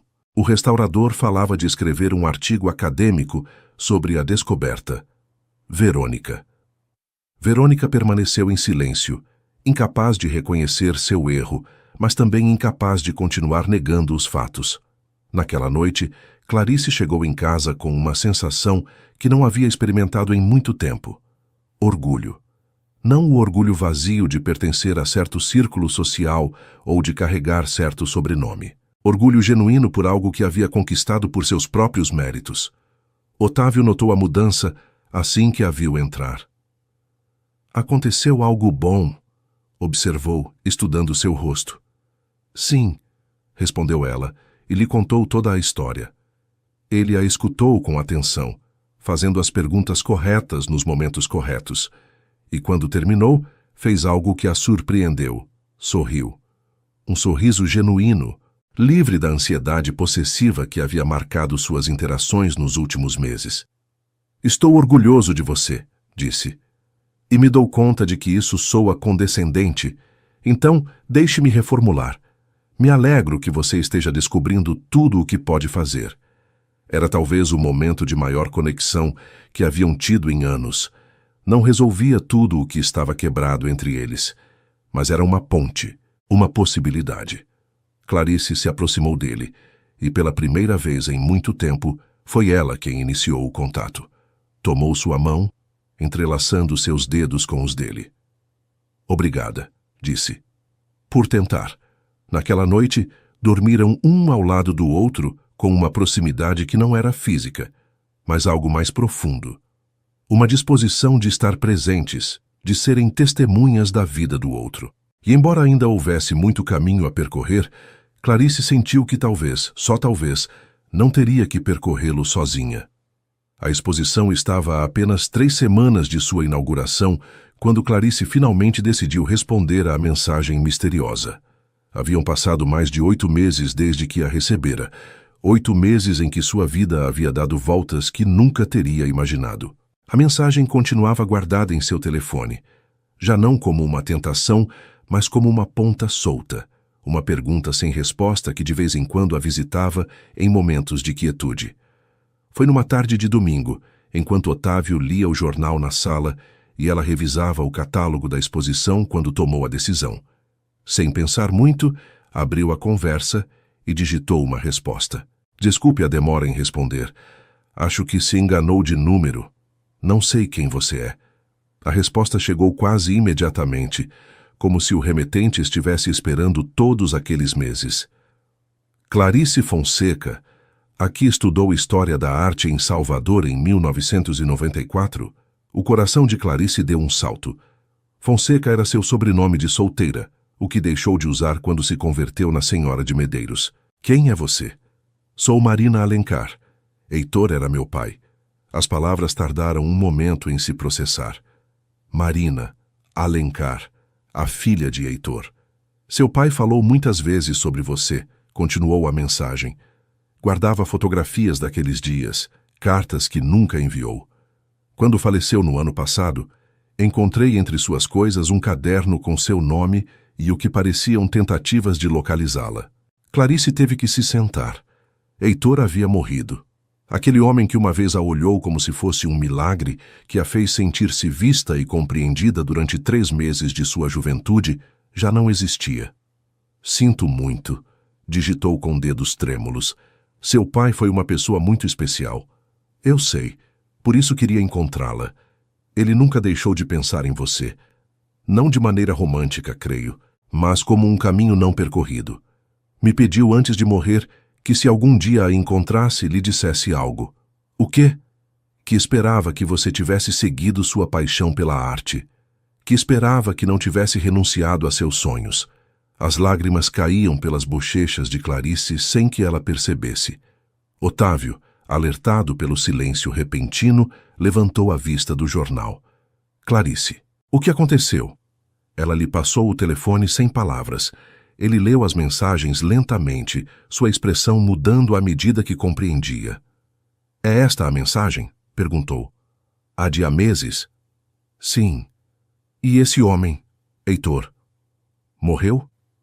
Aparentemente. Otávio deixou o telefone sobre a mesa e a olhou com uma expressão difícil de decifrar.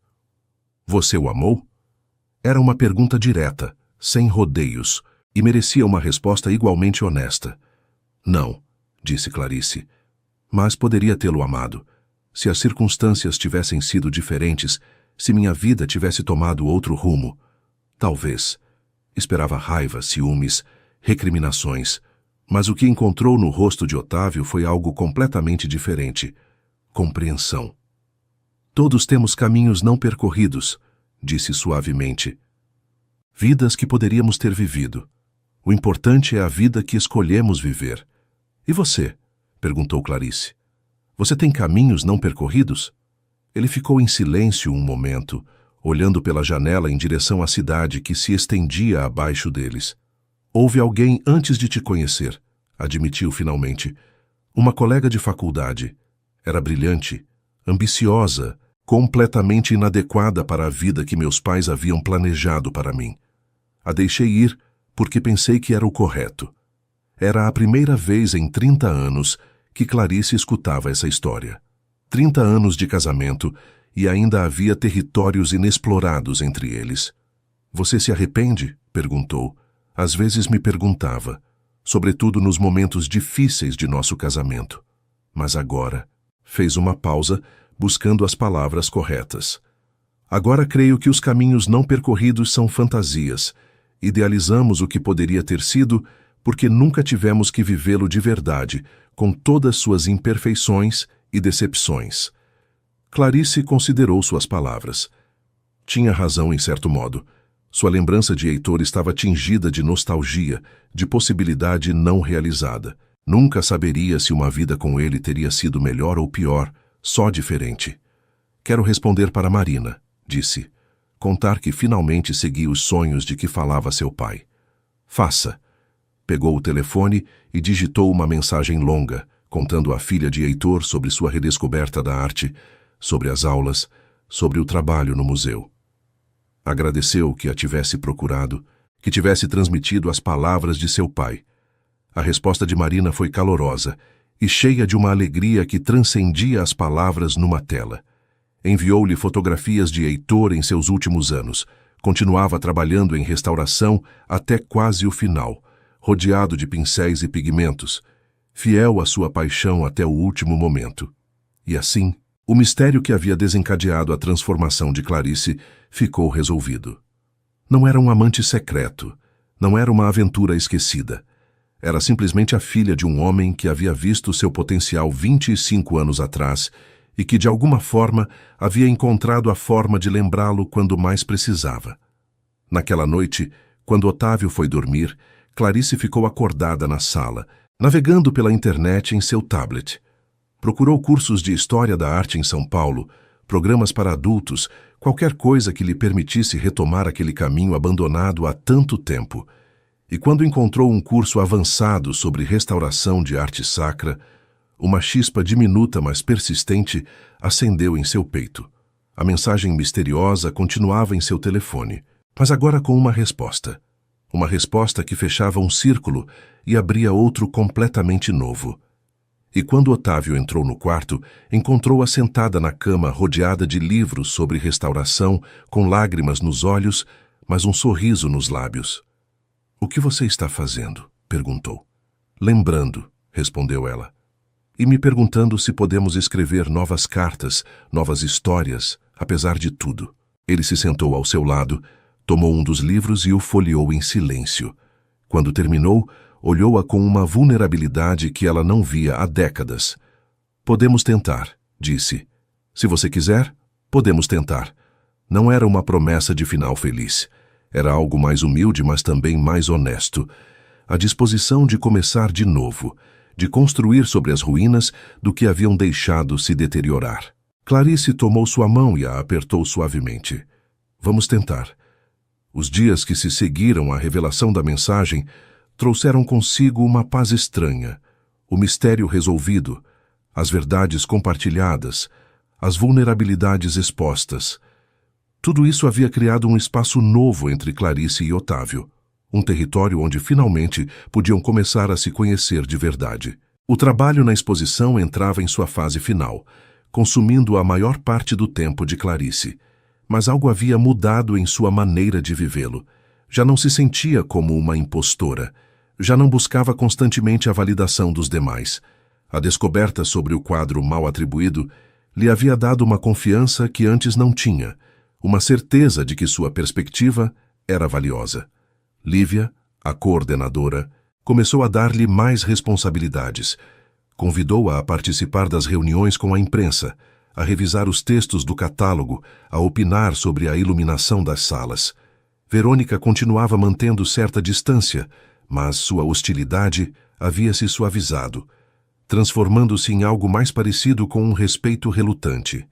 Em casa, as mudanças eram mais sutis, mas igualmente significativas. Otávio havia reduzido suas horas de trabalho, delegando em outros executivos responsabilidades que antes acaparava.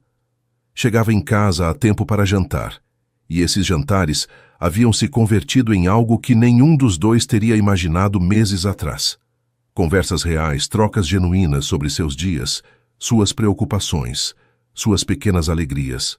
Uma noite, enquanto tomavam café na varanda observando as luzes da cidade, Otávio fez uma confissão que pegou Clarice de surpresa. "Tenho visto um terapeuta." Ela o olhou com assombro. Otávio sempre havia desprezado o que chamava o negócio dos sentimentos, considerando a terapia como uma fraqueza inaceitável para alguém de sua posição. "Desde quando?" 2 meses. Desde que me dei conta de que não sabia como falar com você, como estar com você, como ser um marido de verdade." "E o que você aprendeu?" Ele suspirou, olhando para o horizonte noturno. "Que passei toda a minha vida tentando ser o que se esperava de mim.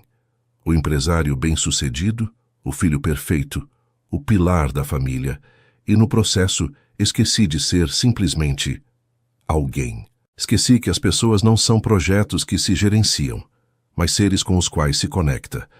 Era uma honestidade que Clarice nunca havia escutado dele, e compreendeu, com uma claridade repentina, que ambos haviam sido prisioneiros de papéis que nunca haviam escolhido conscientemente.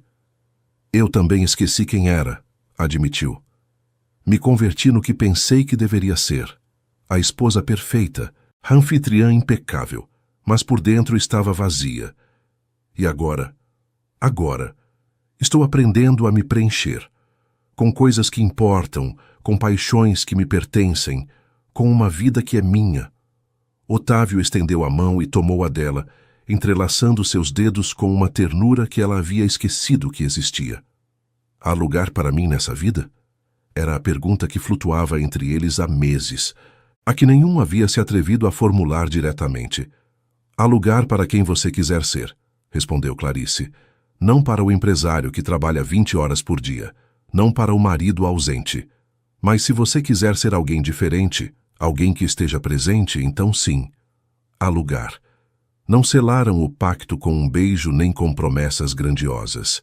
Simplesmente permaneceram ali, juntos, observando a noite que se estendia sobre São Paulo, conscientes de que o que estavam construindo era frágil, mas também possível. Os preparativos para a inauguração da exposição alcançaram seu momento mais intenso. A semana anterior ao evento, Clarice mal passava tempo em casa, dividida entre o museu, as reuniões de imprensa e os últimos ajustes às salas. Mas agora Otávio a esperava cada noite com o jantar preparado. Simples, porque suas habilidades culinárias eram limitadas, mas feito com intenção, e a escutava falar sobre seu dia com um interesse que já não fingia.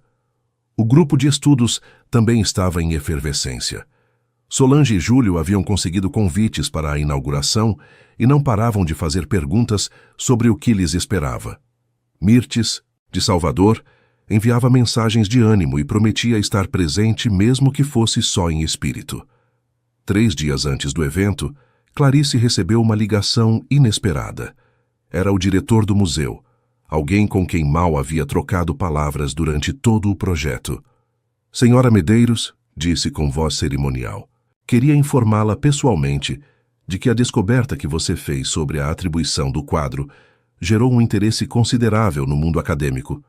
Vários especialistas solicitaram mais informações e há um artigo em preparação para uma revista especializada. Clarice ficou sem palavras. Também gostaria, continuou o diretor, de discutir com você a possibilidade de uma posição mais formal no museu. Seu trabalho durante estes meses foi excepcional e acreditamos que poderia contribuir muito com nossa equipe de pesquisa. Quando desligou o telefone, Clarice ficou olhando para a parede de seu escritório com expressão atordoada. Um trabalho real, não de voluntária, mas de profissional reconhecida. Naquela noite, compartilhou a notícia com Otávio, esperando resistência, objeções, alguma tentativa de dissuadi-la. Mas ele simplesmente sorriu e a abraçou com força. Você merece, disse. Você conquistou. E pela primeira vez em muito tempo, Clarice acreditou que era verdade. A noite antes da inauguração, São Paulo se cobriu de uma neblina sutil, que difuminava as luzes dos edifícios e dava à cidade um aspecto quase onírico. Clarice permanecia acordada, incapaz de dormir, com a mente repleta de pensamentos que se negavam a se ordenar. Levantou-se sem fazer barulho, cuidando de não despertar Otávio, e caminhou até a sala. As luzes da cidade se filtravam pelas janelas, criando sombras dançantes nas paredes. Serviu-se um copo d'água e sentou-se no sofá contemplando o apartamento que havia sido seu lar durante 3 décadas. Tudo havia mudado em menos de 1 ano. As mesmas paredes, os mesmos móveis, mas algo fundamental era diferente. Ela era diferente. Lembrou da noite de seu aniversário, apenas 9 meses atrás, quando se sentou sozinha diante de um bolo que ninguém celebrou. Lembrou da desolação, da resignação, da sensação de que sua vida havia terminado antes de começar realmente. E agora? O som de passos a interrompeu.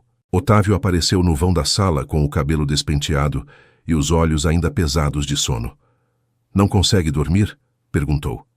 Nervos, admitiu ela. Amanhã é um dia importante. Ele assentiu e sentou-se ao seu lado, tão perto que seus ombros se tocavam. Nervosa pela exposição ou por algo mais? Clarice considerou a pergunta. Era mais profunda do que parecia à primeira vista. Por tudo, suponho. Pelo que vem depois. Se vou ser capaz de manter isso, de continuar sendo essa pessoa que estou aprendendo a ser. Você será, disse Otávio com convicção, porque essa pessoa sempre esteve ali, só estava esperando o momento adequado para sair. E você? Está nervoso por algo? Ele permaneceu em silêncio um momento, olhando em direção às luzes da cidade. Tenho medo, admitiu finalmente. Medo de não ser bom o suficiente para você. De que, agora que encontrou tudo isso, perceba que não precisa de mim. Era uma vulnerabilidade que o Otávio de 1 ano atrás jamais teria mostrado. E aquela honestidade, aquela disposição de se expor, comoveu Clarice mais do que qualquer gesto grandioso poderia ter feito. Não se trata de precisar de você, disse suavemente. Se trata de te escolher, de que cada dia, apesar de tudo o que aconteceu, escolhamos estar juntos. E você me escolhe? A pergunta ficou suspensa no ar, carregada de todo o peso de sua história compartilhada. Estou te escolhendo agora, respondeu Clarice. Não posso prometer amanhã nem o dia seguinte, mas agora, neste momento, te escolho. Otávio tomou sua mão e a levou aos lábios, beijando seus nós dos dedos com uma ternura que ela havia esquecido que existia. Então começaremos por agora, disse. E veremos onde nos leva. Permaneceram assim, sentados na penumbra, até que o amanhecer começou a filtrar seus primeiros raios pelas janelas.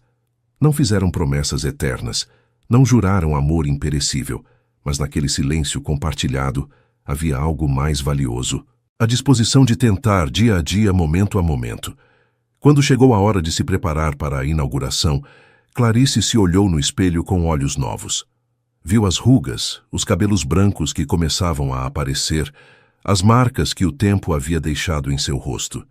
Mas também viu algo que não estava ali meses atrás, uma luz nos olhos, uma determinação na expressão, uma mulher que finalmente se reconhecia a si mesma.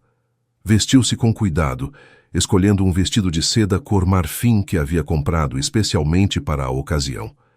Maquiou-se com sutileza, escolhendo realçar em vez de ocultar. E quando Otávio entrou no closet, já vestido com seu melhor terno, olhou-a com uma admiração que não tentou disfarçar. Você está radiante, disse. Me sinto radiante, respondeu ela, e era a verdade. Saíram juntos em direção ao museu, caminhando pelas ruas de São Paulo que começavam a despertar. O céu estava limpo, com aquele azul intenso que só se vê nas manhãs de outono, e o ar tinha uma frescura que prometia começos. Clarice respirou profundamente, enchendo seus pulmões da cidade que havia sido seu lar toda a sua vida, mas que agora, pela primeira vez, sentia verdadeiramente sua. Hoje era o dia, não só da exposição, mas de tudo o que havia construído, de tudo em que se havia convertido, e estava pronta para enfrentá-lo. A pinacoteca resplandecia sob as luzes da tarde. Os convidados começavam a chegar, um desfile de críticos de arte, acadêmicos, mecenas e personalidades culturais que se congregavam no vestíbulo principal, taça de champanhe na mão, murmurando antecipações sobre o que lhes esperava. Clarice observava a cena de um canto, sentindo-se estranhamente alheia apesar de ter contribuído para criar o espetáculo que estava prestes a se desenrolar.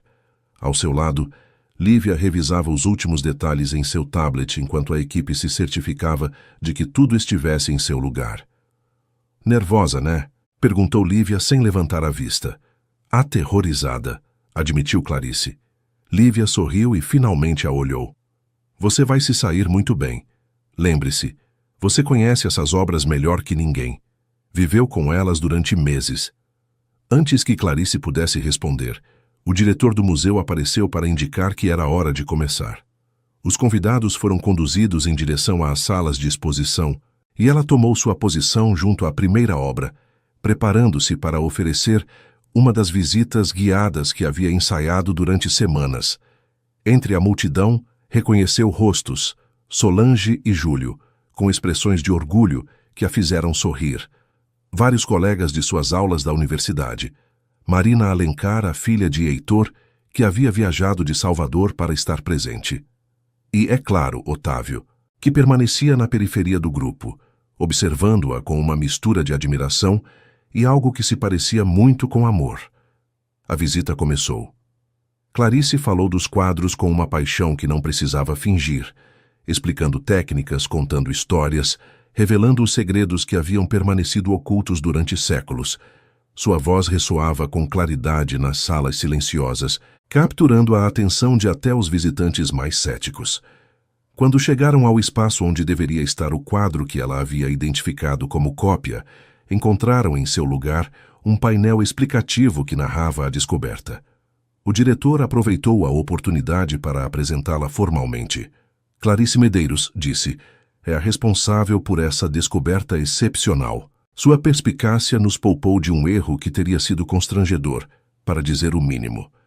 Os aplausos ressoaram na sala, e por um momento, Clarice não soube como reagir. Procurou com o olhar Otávio, encontrando em seus olhos o reconhecimento que havia ansiado durante anos sem sabê-lo. A noite continuou entre conversas, brindes e felicitações. Críticos que inicialmente a haviam olhado com ceticismo, agora solicitavam sua opinião. Acadêmicos que haviam dedicado suas vidas à arte a tratavam como igual. E tudo isso, embora gratificante, parecia de algum modo secundário diante do que realmente importava.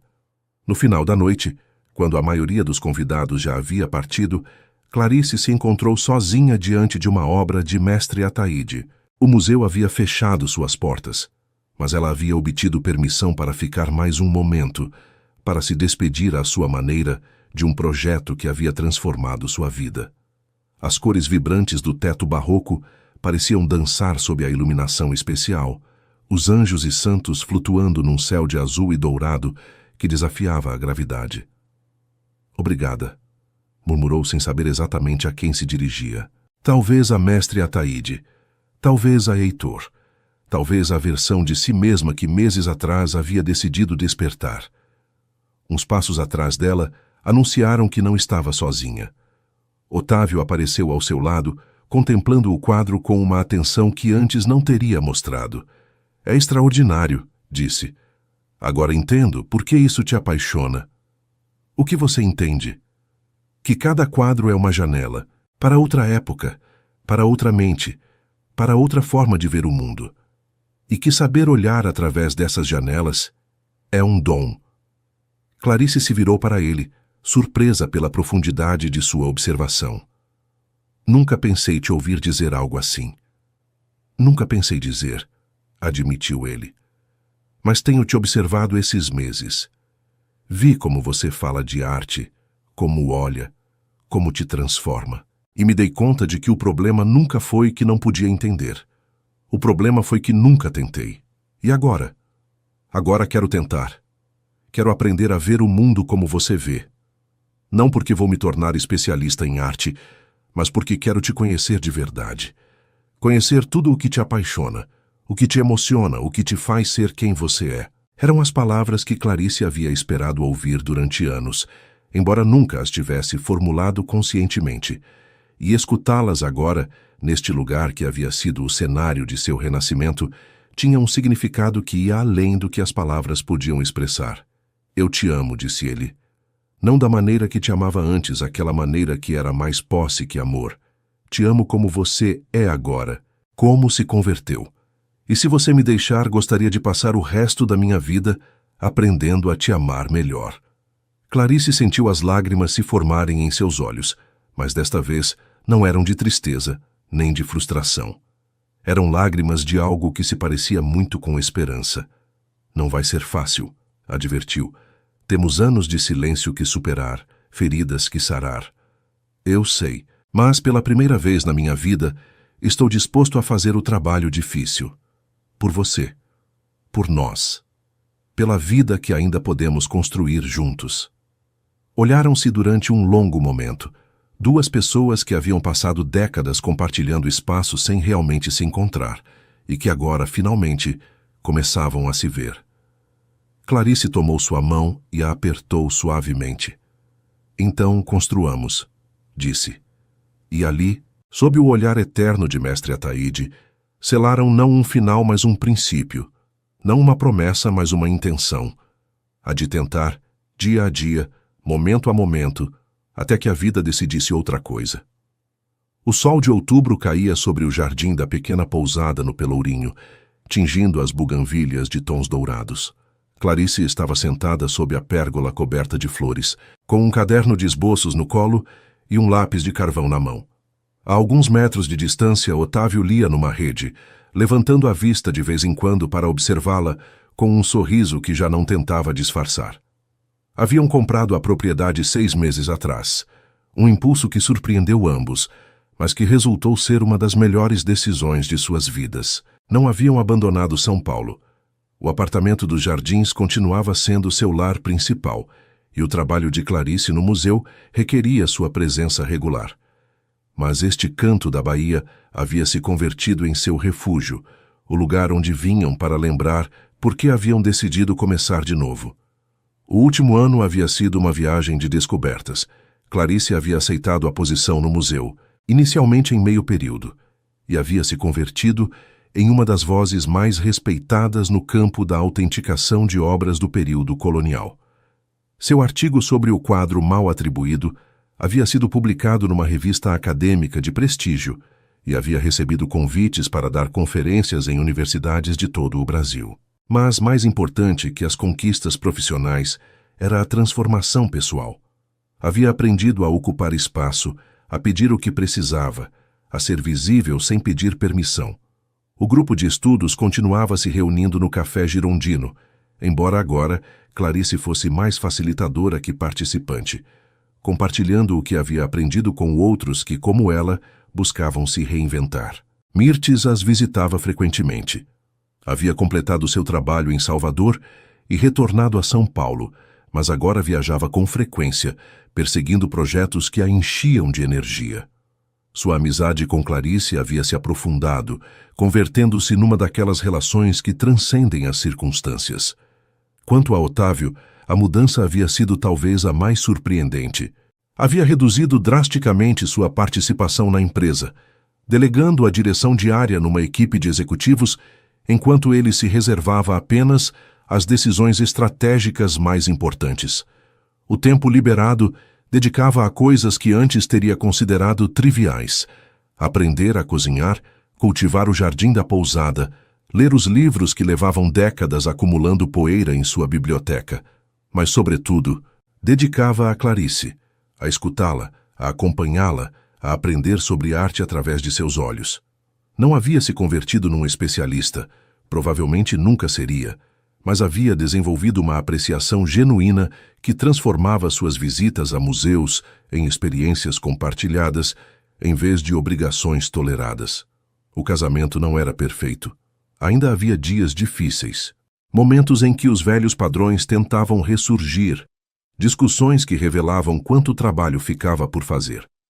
Mas agora tinham ferramentas para navegar esses momentos: a honestidade de nomear o que sentiam, a paciência de escutar antes de reagir, a humildade de pedir desculpas quando era necessário. Clarice levantou a vista de seu caderno e observou a paisagem que se estendia diante dela. As ladeiras do Pelourinho se ondulavam até o mar, salpicadas de casarões coloridos que brilhavam sob o sol. Em algum lugar próximo, um pássaro cantava uma melodia que parecia composta especialmente para aquele momento. "No que você está pensando?" perguntou Otávio da rede. "Na mensagem", respondeu ela. "Aqui mudou tudo." "Ainda pensa nisso?" "Às vezes, não com nostalgia, mas com gratidão, suponho. Sem aquela mensagem, talvez continuasse sendo a mulher que era há 1 ano, esperando, calando, desaparecendo." Otávio deixou o livro sobre a mesa e caminhou até ela, sentando-se ao seu lado no banco de ferro forjado. "Você se arrepende alguma vez?" perguntou. "De ter esperado tanto tempo para despertar?" Clarice considerou a pergunta com a seriedade que merecia. "Às vezes me entristece pensar nos anos perdidos, mas também creio que tudo aconteceu quando tinha que acontecer. Se tivesse despertado antes, talvez não estivesse pronta. Talvez precisasse de todos aqueles anos de silêncio para valorizar finalmente o que significa ter voz. E agora que a tem. Agora que a tenho, não penso voltar a me calar." Ele sorriu, aquele sorriso que agora chegava aos olhos com uma frequência que antes teria parecido impossível. "Bom", disse, "porque sua voz é o que mais gosto de escutar." Ficaram assim um momento, em silêncio, mas juntos, observando como o sol começava sua descida em direção ao horizonte. O ar cheirava a flores de laranjeira e terra molhada, a todas as promessas que continha aquele lugar que haviam feito seu. Clarice pensou em todas as versões de si mesma que havia sido ao longo de sua vida. A menina que sonhava com arte, a jovem que estudou em Salvador, a esposa que se desfocou para encaixar num molde, a mulher que finalmente decidiu se quebrar para se reconstruir. Todas essas versões habitavam nela, cada uma contribuindo com algo para quem era agora. E quem era agora? Era alguém que gostava de si mesma, alguém que ocupava seu espaço no mundo sem pedir desculpas, Alguém que havia aprendido que nunca é tarde para começar de novo. Levantou-se do banco e estendeu a mão em direção a Otávio. Venha, disse. Quero te mostrar algo. Guiou-o através do jardim, passando entre as jabuticabeiras carregadas de frutos, até chegar a um pequeno galpão que haviam convertido em ateliê. Dentro, apoiada contra a parede, havia uma tela em que Clarice vinha trabalhando durante semanas. Era um quadro da pousada ao entardecer, pintado com uma técnica que mesclava o que havia aprendido, estudando os mestres com algo que era inteiramente seu.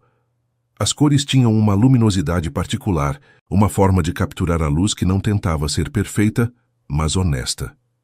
Terminei esta manhã, disse. É o primeiro que considero digno de te mostrar. Otávio contemplou a pintura em silêncio durante um longo momento. Quando finalmente falou, sua voz estava rouca de emoção. É lindo, disse, mas o que mais gosto é que posso te ver nele. Não só sua técnica, mas você. Sua forma de olhar o mundo. Clarice sentiu algo quente se expandir em seu peito. Não precisava da validação de ninguém. Havia aprendido isso. Mas recebê-la dele, depois de tudo o que haviam atravessado, tinha um significado especial. Quero que você pendure no living de São Paulo, disse, como lembrança. De quê? De que sempre estamos a tempo de nos reinventar. De que o amor pode crescer mesmo em terreno árido, se lhe dermos água suficiente. De que as segundas oportunidades existem para quem se atreve a tomá-las. Otávio a olhou com uma intensidade que já não tentava ocultar. Eu te amo, Clarice, mais do que achei possível amar alguém. Eu também te amo, respondeu ela. Não apesar de tudo o que passamos, mas de alguma forma graças a isso. Porque nos obrigou a escolher, a trabalhar, a nos converter em pessoas dignas do amor que queríamos receber. Abraçaram-se ali, no pequeno ateliê iluminado pela luz dourada do entardecer, rodeados de telas em branco que esperavam ser preenchidas de histórias. Não era um final de conto de fadas, não havia princesas resgatadas nem finais sem nuvens. Era algo melhor, era real. Com todas suas imperfeições, suas incertezas, seus trabalhos pendentes. Quando se separaram, Clarice caminhou até a janela e olhou para o horizonte, onde o sol se afundava lentamente, incendiando o céu de laranjas e púrpuras. Sabe o que é mais bonito? Perguntou sem se virar. O quê? Que isto é só o começo. Temos anos pela frente, décadas talvez, para continuar nos descobrindo, para continuar crescendo, para continuar pintando novos quadros juntos. Otávio se aproximou e a envolveu com os braços por trás, apoiando seu queixo em seu ombro. Então pintemos, disse. E enquanto o sol desaparecia atrás das palmeiras, selando o dia com sua última luz, Clarice soube com absoluta certeza que havia tomado a decisão correta. Não a de ficar com Otávio, embora isso também. A decisão de despertar. A decisão de viver. A decisão de ser, finalmente, irrevogavelmente, ela mesma. Às vezes pensou, uma mensagem enviada ao número errado pode mudar uma vida inteira, mas só se essa vida está pronta para ser mudada. E ela, depois de 55 anos de espera, finalmente estava.